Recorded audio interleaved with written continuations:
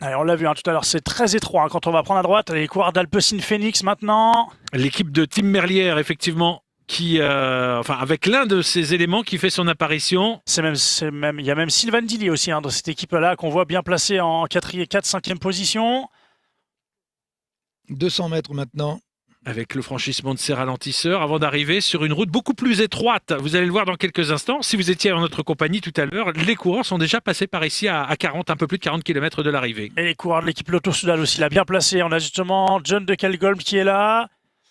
Alors, c'est pas lui là. Sur la gauche, il est un peu plus. Il est en 4-5e position. Ça, c'est un de ses équipiers. Là, maintenant, il ne faut pas être au-delà de la 25e place. Ouais, et on voit, là, ça va partir très vite. Ça va monter fort dès le pied. On a encore des équipiers. Ils vont se sacrifier dès les premiers mètres de l'ascension. Et ça y est, on y est. Ça s'étire de plus en plus. Ouais, puis il va y avoir des cassures. On voit plein de coureurs qui sont en train de s'écarter au pied.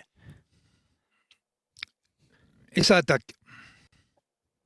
Ah, il y a Nasser Boigny sur la gauche.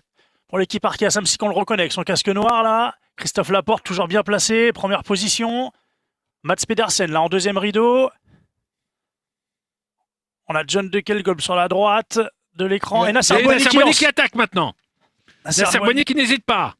Il est parti. Nasser Boigny, il est parti de loin.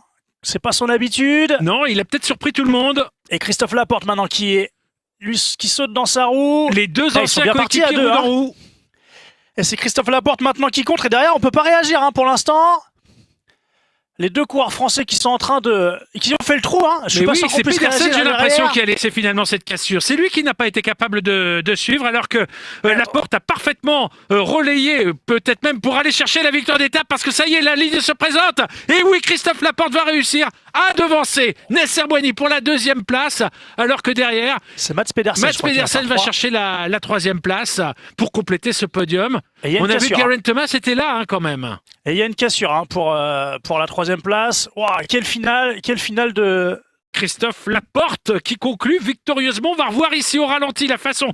Il y a pratiquement pas de temps de retard. Nasser Boigny vient de passer sur la droite de la chaussée. Immédiatement, Christophe Laporte réagit. Il revient dans la roue de Nasser Boigny qui s'est retourné, qui immédiatement d'ailleurs va couper son effort en voyant que Christophe Laporte est revenu pour prendre son sillage. Mais Laporte est trop fort, regardez, parce que finalement, il continue sur sa lancée, il appuie même le maximum, il lance ce sprint et là Nasser Boigny n'est plus capable d'accompagner Christophe Laporte. Là, à un moment, il revient, mais il va lui en manquer.